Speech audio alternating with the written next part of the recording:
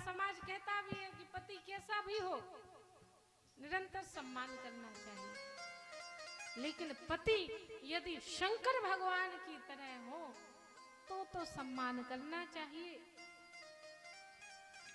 यदि सम्मान लायक ना हो तो फिर जरूरी नहीं है कि आप उनके सामने हाथ ही जोड़कर खड़े रहो। बोलो राधे राधे।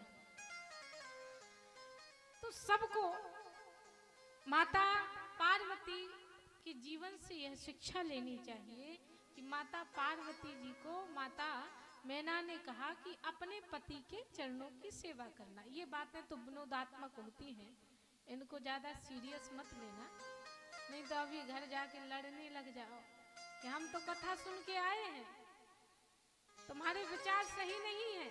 और कथा में कहा गया था कि पति को देवता नहीं मानना।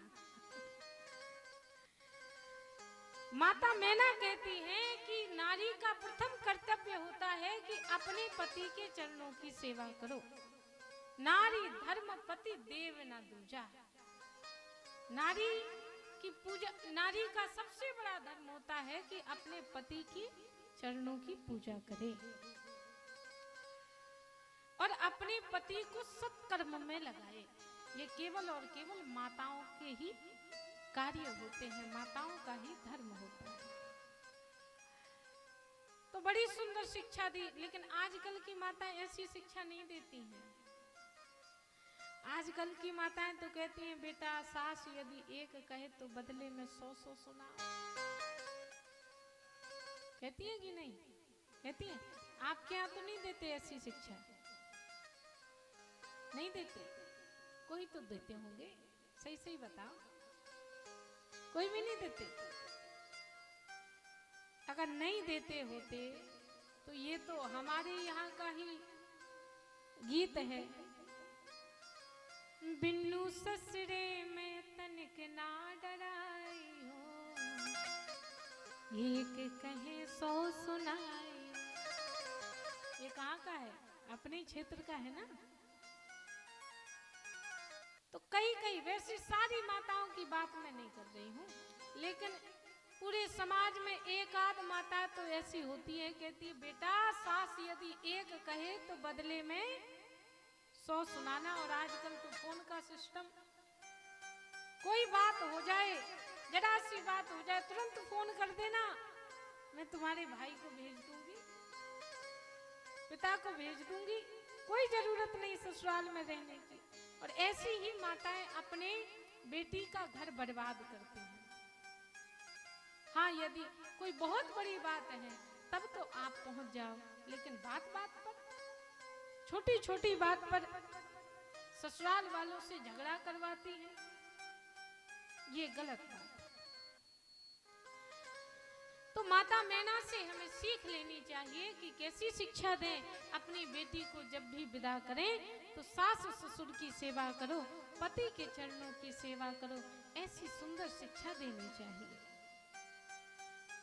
अब माता पार्वती जी कैलाश पर्वत पर गई और एक दिन सही समय जानकर भगवान शंकर के पास में पहुंच गई। हे प्रभु, हम आपसे कुछ मांगना चाहते हैं। विवाह के पश्चात आजकल भी जो वर होता है वो वधू को कुछ ना कुछ उपहार स्वरूप प्रदान करता है।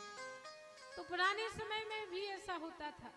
तो देवी पहुंच गई, हे प्रभु विवाह हो गया है, कुछ हम आपसे मांगना चाहते हैं। अब शंकर भगवान को लगा कि सांसारिक वस्तु मांग ली तो हमारे तो घर में कुछ है ही नहीं, क्योंकि शंकर भगवान तो निजानंद मस्ती में मैं झूमता हूँ, कहाँ कौन क्या नाम मैं पूछता हूँ, जमी पर लेट जाता हूँ, सिरहाने हाथ रख लेता हूँ, मैं तो अपना बिस्तर तकिया साथ में ही रखता हूँ। आसमां का छत है, जमी का बिछौना है, गंगा का सानित है, और जीवन जीने के लिए क्या चाहिए? सब कुछ तो है, क्या नहीं है? ऐसा क्या है जो हमारे पास नहीं है?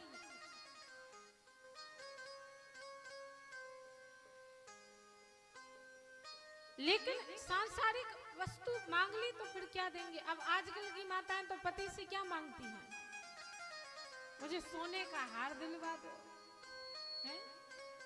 बड़ा वाला हार चाहिए। अब विवाह में तो छोटा ही चढ़ा है, अब विवाह के पश्चात हमें बड़ा वाला सोने का हार चाहिए, है? बढ़िया बढ़िया चूड़ियां दिलवा दो, सोने की अंगूठी बनवा दो, अच्छा मोबाइल फोन लेवा दो।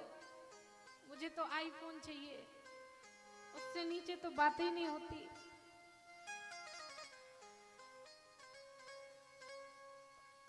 आजकल की माताएं सांसारिक वस्तुएं मांगती हैं, लेकिन इन्होंने सांसारिक वस्तु नहीं मांगी।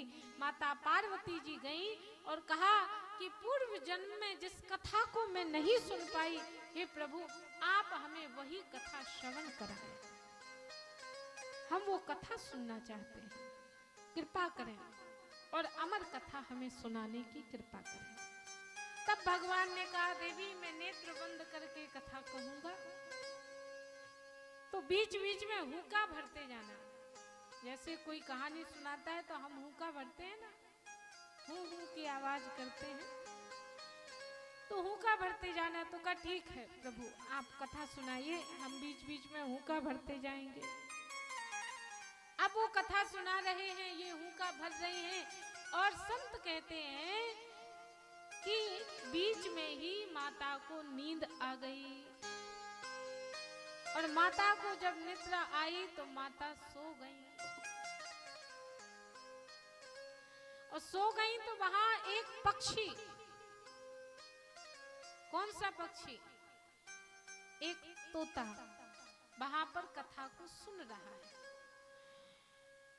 तो उसने सोचा कि कथा यदि बंद हो गई, हुक्का यदि बंद हो गया तो कथा बंद तो फिर हम तो कथा को सुन ही नहीं पाएंगे, अधूरी रह जाएगी, ज्ञान अधूरा रह जाएगा। तो उस तोते ने हुक्का भरना प्रारंभ किया। तोता हुक्का भरता गया, शंकर भगवान कथा सुनाते गए, और अब ऐसा समय आया कि कथा विश्राम हुई। शंकर भगवान ने जयकारा लगाई और नेत्रों को खोला, और जैसे ही खोला सो माता पार्वती जी तो लगी हैं सोने में, और जैसे सोते हुए देखा, अरे महाराज कथा कौन सुन रहा था, कौन हुक्का भर रहा था, जरा देखें तो हुक्का कौन भर रहा था। चारों तरफ देखा, दसों दिशाओं में देखा, एक तोता बैठा हुआ है, प्रेममय भाव से बैठा हुआ है। सोचा अवश्य ही इसी ने भगवान की कथा को सुना है। शंकर भगवान क्रोधित हो गए और मारने के लिए उसके पीछे पीछे दौड़ पड़े। तोता आगे आगे, शंकर भगवान पीछे पीछे, तोता भागता गया और व्यास जी महाराज के घर में प्रवेश कर गया। और व्यास जी महाराज की जो पत्नी है वो उस समय जमाई ले रही थी, सुबह का समय था, उवासी ले रही थी, और मुख को खोला, और जैसे मुख को खोला सो मुख के रास्ते तोता गर्भ में प्रवेश कर गया। बोलो राधे राधे। अब शंकर भगवान ने कहा व्यास जी से उस तोते को बाहर निकालो। बोले तोता तो बाहर नहीं निकल सकता,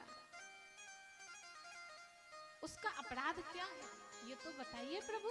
तो कहा कि उसने अमर कथा को छिपकर सुना है। तो व्यास जी महाराज कहते हैं कि हे प्रभु आप ही तो कहते हैं जो हमारी अमर कथा को एक बार सुन ले वो अमर हो जाता है। तो जब उसने अमर कथा को सुन लिया तो अब आप उसे मृत्यु दंड कैसे दे सकते हैं, वो तो अमर हो चुका है, आप उसे कैसे मार सकते हैं। शंकर भगवान ने ये सुना तो क्रोध शांत हुआ और बार बार व्यास जी महाराज को धन्यवाद करते हुए वहां से चले गए कि हे प्रभु आज आपने मुझे एक गलत कार्य करने से, एक निर्दोष की हत्या करने से बचा लिया। अब भगवान वहां से चले गए। अब एक दिन बीतता है, वह तोता बाहर नहीं निकला। 2 दिन बीते, वह तोता बाहर नहीं निकला। 3 दिन बीते, वह तोता बाहर नहीं निकला। दिन बीते, महीने बीते, वर्ष बीते, लेकिन वह तोता बाहर नहीं निकला। और ऐसा करते करते 1 नहीं, 2 नहीं, 3 नहीं, बल्कि 12 वर्ष बीत गए, लेकिन वह तोता बाहर नहीं निकला। तब लोगों ने पूछा कि आप बाहर